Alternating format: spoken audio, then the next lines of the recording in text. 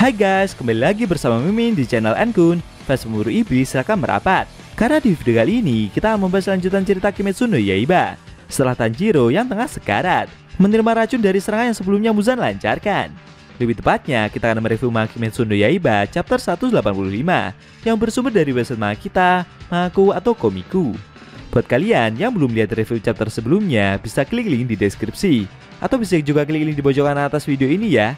Dan buat kamu yang coba ngikutin animenya atau tidak mau kena spoiler, Enkun sarankan mending stop videonya aja dari sekarang. Nah, di manga chapter 185 ini, pertempuran melawan Muzan berlanjut dan akhirnya bantuan pilar telah tiba. Namun di sisi lain, kondisi dari Tanjiro malah semakin parah. Penasaran? Oke, langsung aja kita bahas. Let's go!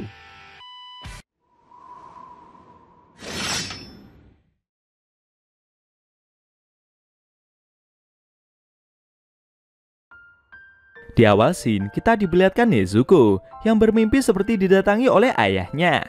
Tanjiro-san meminta anaknya tersebut untuk bangun karena kondisi dari Tanjiro saat ini sedang dalam bahaya.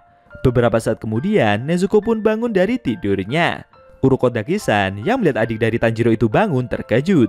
Dia bertanya, apa yang telah terjadi? Namun tiba-tiba, Nezuko malah berlari ke dalam hutan.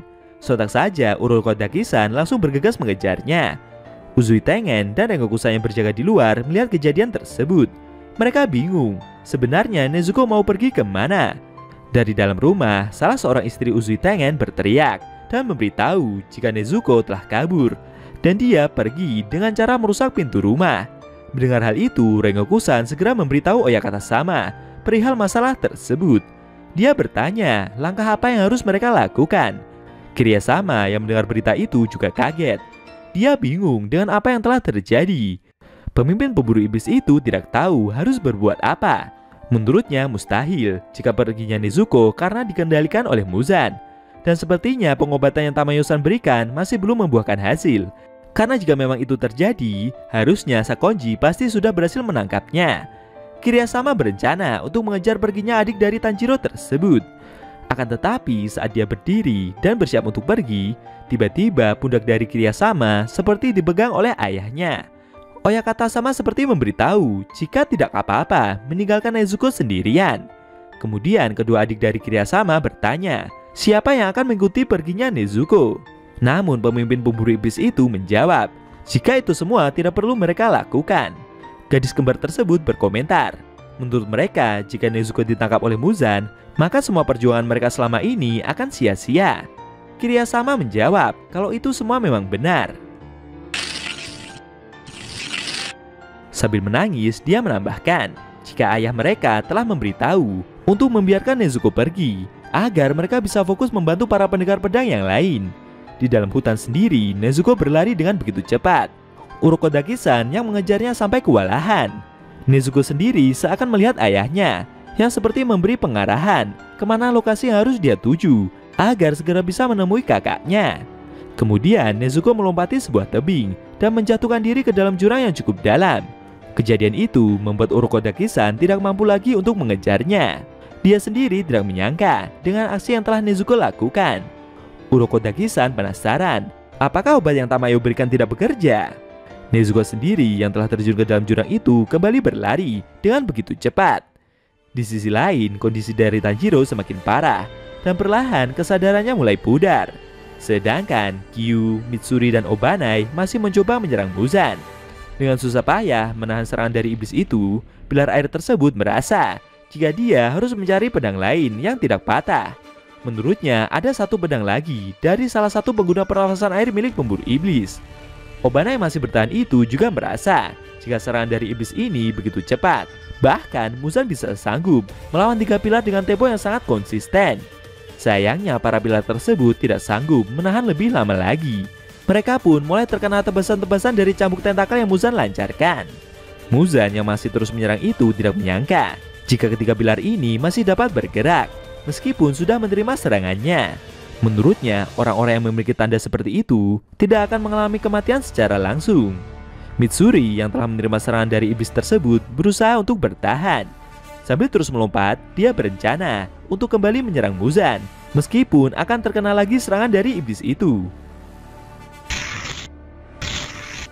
Mitsuri ingin berusaha sebisa mungkin dan melakukan apapun agar Muzan dapat dihentikan. Akan tetapi, perlahan racun milik Muzan mulai dia rasakan. Seketika, Mitsuri langsung terjatuh, merasakan sakit yang semakin parah. Obanai berteriak. Dia mencoba untuk menolong rekannya itu dari serangan cambuk yang Muzan lancarkan. Mitsuri yang sudah tidak bisa bertahan itu meminta pilar ular tersebut untuk tidak khawatir. Lalu saat cambuk iblis milik Muzan hampir mengenai pilar cinta tersebut, secara mengejutkan serangannya ditahan oleh bola besi yang dilancarkan oleh seseorang. Muzan, Kyu, dan Obanai terkejut melihat aksi itu. Ternyata barusan adalah usaha dari Gyomei yang baru saja sampai di medan pertempuran. Sambil memutar bola besinya itu, pilar batu tersebut meminta maaf atas keterlambatan mereka. Mitsuri pun menangis melihat kedatangan rekannya itu. Muzan yang melihat bantuan tersebut menyadari jika orang yang ada di hadapannya ini adalah pemburu iblis yang sebelumnya telah berhasil mengalahkan Kokushibo. Tiba-tiba Muzan seperti ditusuk oleh sebuah pedang dari belakang. Kemudian tubuhnya ditebas hingga ke bawah oleh seseorang. Ternyata itu adalah serangan dari Sanemi. Melihat kedatangan pilar angin itu, dengan sigap iblis tersebut langsung mencoba untuk menyerangnya.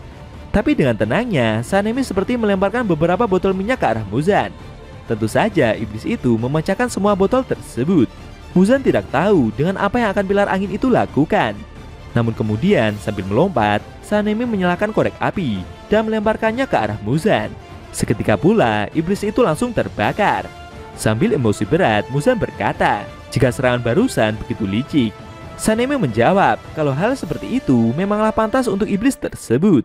Sambil menunjukkan amarahnya, Sanemi menambahkan jika dia akan membunuh iblis itu sekarang juga. Tidak jauh dari lokasi pertempuran, tepatnya dari balik reruntuhan, ada Murata yang melihat pertarungan mereka. Dengan tubuh yang mengalami cukup banyak luka dan menggigil ketakutan, Murata melihat kondisi pertarungan. Dia berkata dalam hati jika mereka harus mengalahkan iblis tersebut. Tidak lama kemudian, Kyu yang melihat pendengar pedang itu memanggilnya dari kejauhan. Dia memberitahu kalau Tanjiro tidak bisa bergerak. Kyu meminta rekannya tersebut untuk merawat Tanjiro dan membawanya pergi ke tempat aman. Mendengar hal itu membuat Murata jadi kaget. Beberapa saat kemudian, dia pun menghampiri Tanjiro yang sudah tidak sadarkan diri itu. Sambil menggendong dan membawanya menjauhi area pertempuran, Murata mulai menangis. Menurutnya, sejak mereka pertama kali bertemu dulu, seperti ada celah besar yang memisahkan. Tapi sekarang ini mereka memiliki tujuan yang sama. Murata bertekad untuk menolong rekannya itu karena semuanya telah bekerja dengan keras hingga tetes darah terakhir. Tanjiro sendiri yang sudah tidak sadarkan diri itu tiba-tiba membuka matanya dan seperti melihat langit yang begitu cerah. Dia bingung kenapa bisa melihat langit yang begitu biru. Tanjiro penasaran apakah dia sedang melihat waktu fajar. Namun setelah merasakan kondisinya lebih dalam, ternyata Tanjiro tidak bisa mencium sama sekali dan dia seperti telah kembali ke masa lalu. Apakah dengan kondisinya yang telah berada di ujung kematian membuat Tanjiro bisa melihat kembali memori dari leluhurnya? Kalau memang benar, lalu ingatan macam apa yang akan Tanjiro lihat? Sayangnya, scene cerita manga Kimetsu no Yaiba chapter 185 telah berakhir.